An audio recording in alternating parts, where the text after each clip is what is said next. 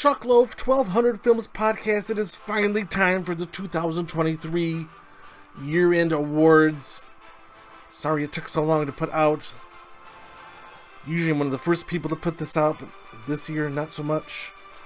But we got the 5 worst, we got the 10 best, and then 5 honorable mentions. But let's start with the 5 worst.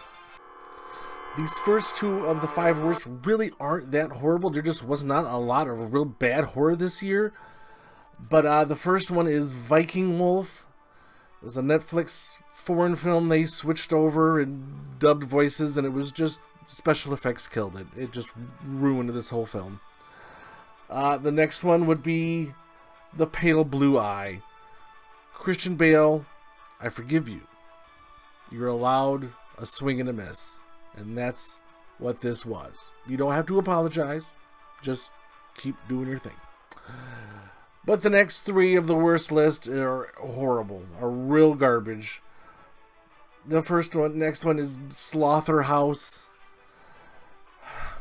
Sometimes... But Chuckloaf, it's so bad it's supposed to be good, but it's bad that it's bad. It's just poop. It's just no good. It never was.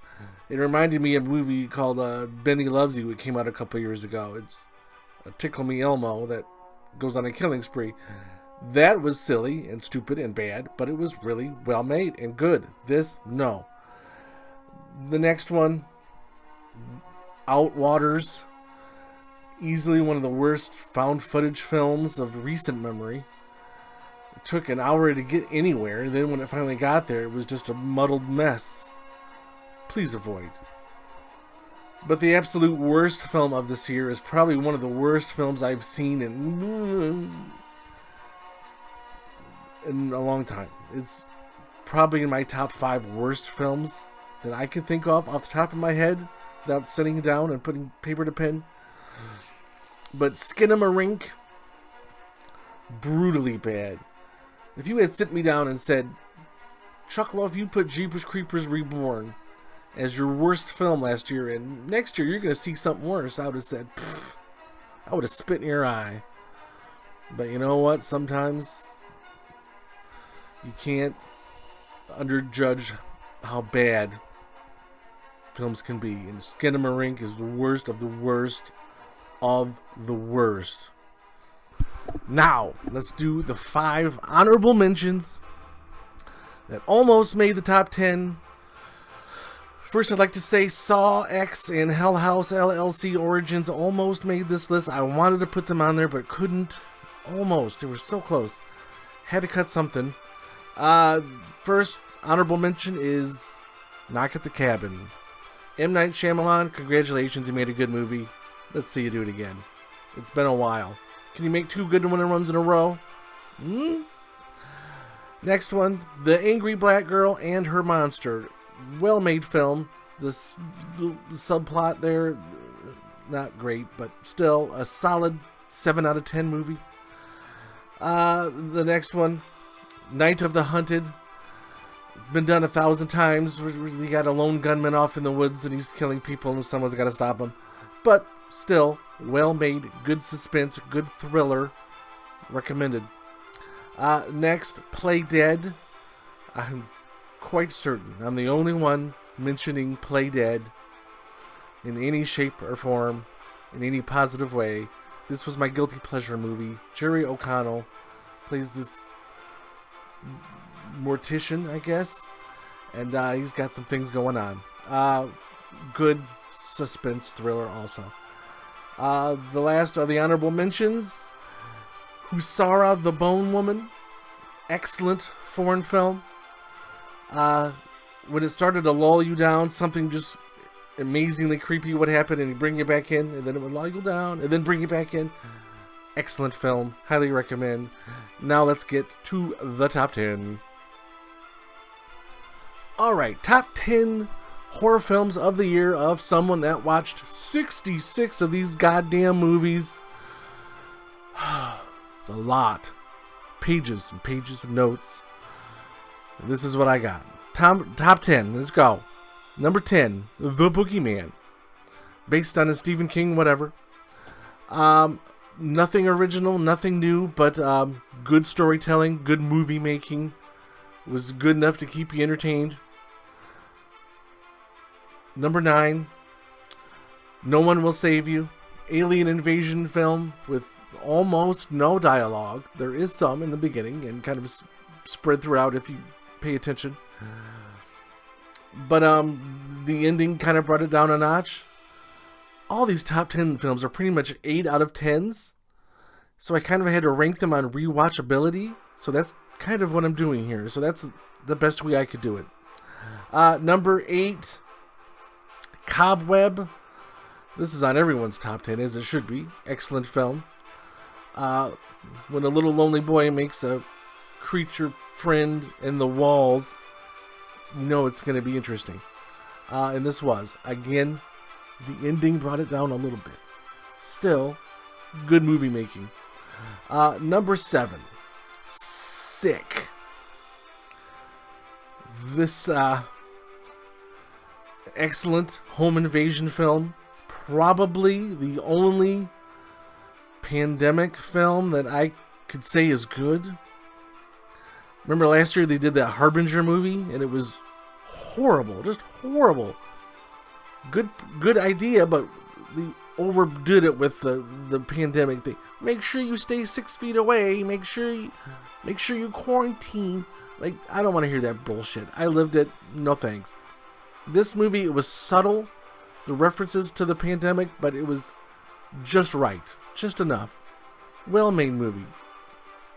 Number 6, Talk to Me. Everyone loves this movie. It's hard to deny it. It is a well-made, independent horror film. If you've seen the movie, small little spoiler here, but when the boy starts smashing his face, that's when this movie really picks up to the next level and becomes really, really good. A lot of people have this in their top 3. It's not quite mine, but it's an excellent film. Number 5, Little Bone Lodge, or in some countries, The Last Exit. This would have won, if I had a side award, this would have won for best title, Little Bone Lodge. But excellent acting. Probably the film with the best acting and the best kind of onion peel. The more layers you peel, the better it gets, and then the more is revealed. It's like, oh wait, I didn't. Oh, the Last Exit / Little Bone Lodge, excellent film. My top 5. Number 4, When Evil Lurks. This is a lot of people's number 1, and I can't blame them. This is a foreign language film that grips you in from the first 10 minutes and never ever lets go. This movie sticks with you. There's so much going on. It's disturbing and gross. If you catch the rotten, you're in bad shape, sir. You're in rough condition. Number 3, Unwelcome. This was my number 1 going into December. Not a lot of people are high on this film. I don't know how many people have seen it. One person actually put this as their worst film, which is unbelievable because they put The Nun 2 as their top 4 and Scream 6 in their top 5. So they don't count for anything. I'm not even going to mention this person's. It was Blue something. Blue Roy. I don't know. But how could this film, when you inherit a house and the person that hands you the keys as they're leaving says, make sure you leave out food for the little people or else they get mad. Recipe for a great film right there. Ka-ching, ka-ching, ka-ching. Number 2, Dark Harvest. This was the last film that I watched before making this.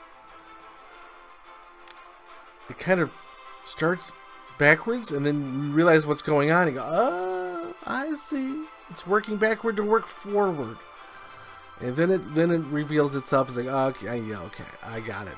Excellent filmmaking. Excellent plot. layers going on. For some reason, it reminded me of Pumpkinhead. Remember that movie from like 1990? It's a little bit more plot-driven than Pumpkinhead, but also a very well-made film. Dark Harvest, loved it. Number one.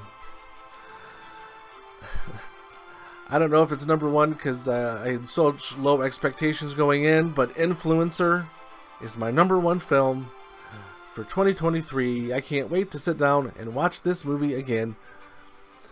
This movie kind of had tidbits of the talented Mr. Ripley, even though it's a mostly all-female cast, I guess. But this woman is, the antagonist is cold. She's a cold-blooded biatch. Biatch. And, wow. Yeah. The things she does. Woo! I was just stunned at how good this film. I didn't want it to end. And because of that, it becomes my number one film of the year. Probably one of the weaker number ones in recent years. Probably weakest since I put Uncle Peckerhead as my number one of like 2019.